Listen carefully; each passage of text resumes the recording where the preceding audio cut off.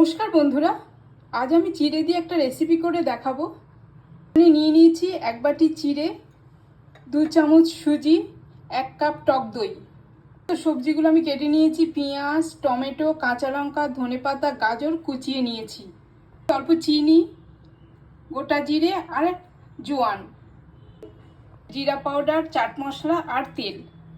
আমি চিড়েটাকে ভালো করে ধুয়ে নেব। আমি ভালো করে ধুয়ে জল ঝরিয়ে নিয়েছি।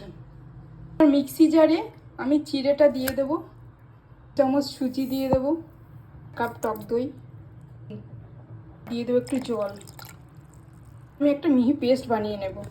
মিক্সিং বোল নিয়ে নিলাম, মিহি পেস্টটা ঢেলে দিচ্ছি। জোয়ান, জিরে আর চিনিটা দিয়ে দেবো। সবজিগুলো আমি দিয়ে দেবো, লঙ্কা, পাতা, জিরা পাউডার, মশলা। মিশ্রণটাকে ভালো করে মেখে নেব। রেখে দেবো। 5 মিনিট হয়ে গেছে।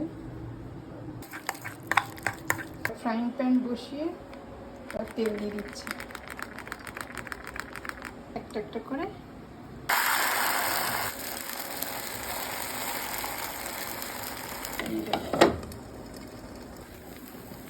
দিয়ে দেবো।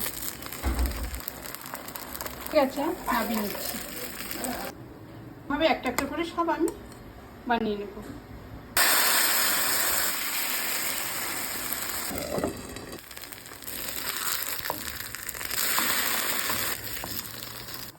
সবগুলো আমার ভাজা হয়ে গেছে।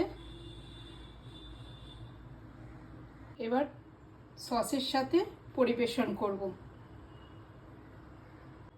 এই চিড়ের রেসিপিটা যদি আপনাদের ভালো লেগে থাকে তাহলে অবশ্যই লাইক করবেন, কমেন্ট করবেন এবং সাবস্ক্রাইব করে দেবেন।